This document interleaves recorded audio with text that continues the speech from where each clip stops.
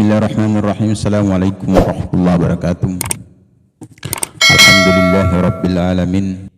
Pada zaman Nabi Sallallahu Alaihi Wasallam, para pemuda memiliki peranan penting dalam mendakwahkan agama Islam.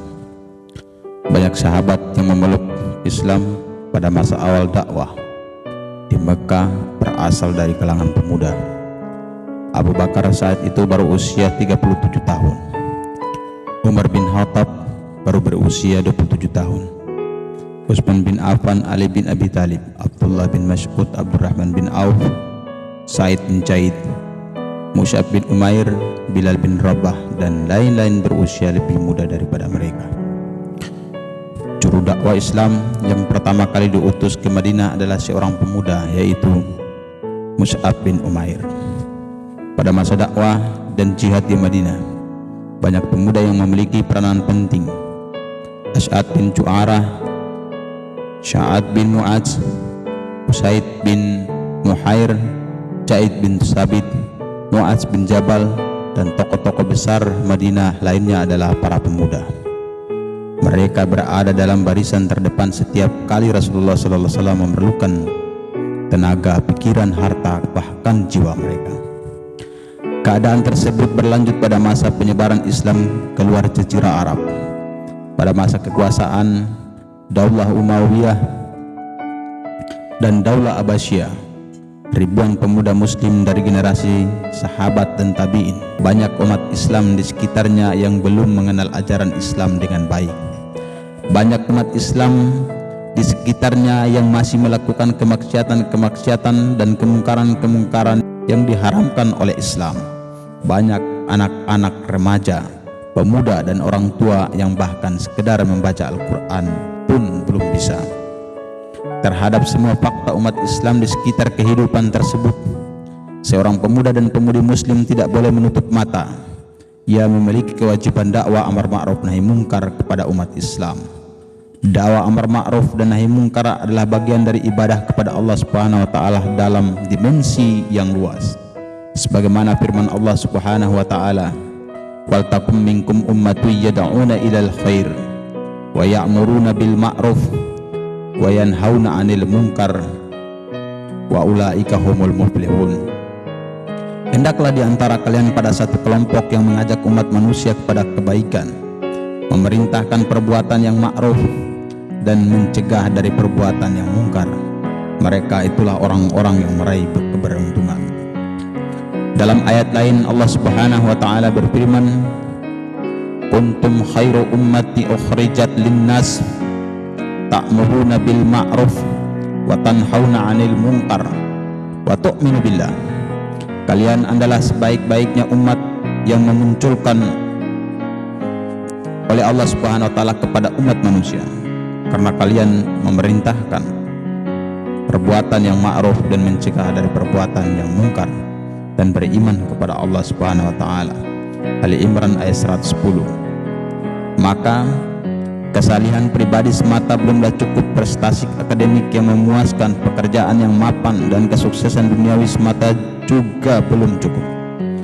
Hal itu masih harus disempurnakan dengan mengajak dan membimbing umat manusia di sekeliling untuk bersama-sama melaksanakan kewajiban beribadah kepada Allah semata. Pada saat itulah seorang pemuda dan pemudi muslim baru benar-benar keluar dari kelompok manusia yang merugi. Sebagaimana firman Allah Subhanahu wa taala dalam Quran surat Al-Asr surat ke-103 ayat 1 sampai 3, demi masa wal asri innal insana lafi khusr illa alladziina amanu wa 'amilus solihati wa tawasaw bil haqqi wa tawasaw bis sabr. Demi masa sesungguhnya manusia itu benar-benar berada dalam kerugian, kecuali orang-orang yang beriman, mengerjakan amal soleh, saling menasihati supaya mentaati kebenaran, dan saling menasihati supaya menetapi kesabaran. Kesadaran ini pula yang mendorong ribuan pemuda Islam dari generasi sahabat tabi'in untuk berangkat ke negeri-negeri yang jauh dari kampung halaman mereka. Panglima perang Imperium Persia Rustam dalam dialognya dengan utusan pasukan Islam merasa heran dengan tindakan kaum muslimin. Kaum muslimin yang berasal dari negeri tengah padang pasir, Makkah dan Madinah, yang aman dan jauh dari peradaban dunia luar. Kenapa mereka tiba-tiba mengarahkan pasukan jihad ke negeri-negeri yang berada di bawah kekuasaan Imperium Romawi dan Imperium Persia? Padahal kekuatan militer kaum muslimin jauh lebih kecil dari kekuatan Imperium Romawi dan Imperium Persia. Rustum berkata kepada utusan pasukan Islam, Maghira bin Suba radhiyallahu anha, sesungguhnya kalian adalah tetangga-tetangga kami dan selama ini kami berbuat baik kepada kalian serta menahan diri kami dari memerangi negeri kalian. Maka kembalilah ke negeri kalian, niscaya kami tidak akan menghalangi perdagangan kalian memasuki negeri-negeri kami. Mughirah bin Sub'a radhiyallahu anha dengan yakin dan mantap menjawab, sesungguhnya kami tidak mencari dunia.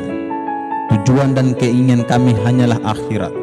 Allah telah mengutuskan seorang Rasul kepada kami, yang kepadanya Allah telah menyatakan sesungguhnya aku akan menguasakan kelompok atau orang beriman ini atas orang yang tidak memeluk agamaku. Aku akan menimpahkan azab kepada mereka melalui perantaran kelompok orang beriman tersebut. Aku akan mengaruniakan kemenangan kepada mereka selama mereka masih mengakui dan mengamalkannya agamaku. Ia adalah agama yang benar. Tidak seorang pun yang membenci agamaku itu, melainkan ia akan terhina. Dan tidak seorang pun yang berpegang teguh dengan agamaku itu, melainkan ia akan percaya. Rustum tidak puas dengan utusan pasukan Islam tersebut, maka Rustum meminta panglima pasukan Islam, Sa'ad bin Abi Waqqas, mengirim seorang utusan lainnya untuk mengadakan perundingan. Maka Sa'ad bin Abi Waqqas mengirim Rabi bin Amir. Kenapa kalian datang di negeri kami? Tanya Rustum. Maka Rabi bin Amir memberikan jawaban singkat namun tegas dan mantap dengan menerangkan tugas hidup seorang muslim. Jawab tersebut diabadikan oleh tinta emas sejarah. Allah telah mengutuskan kami untuk mengeluarkan hamba-hamba yang dikehendakinya dari pengabdian kepada sesama manusia kepada pengabdian kepada Allah semata, dari sempitnya kehidupan dunia kepada luasnya kehidupan dunia, dan dari kejaliman agama-agama kepada keadilan Islam. Allah telah mengutuskan kepada kami seluruh makhluknya dengan agamanya, supaya kami mengajak mereka kepada agamanya. Wallahi bisawab.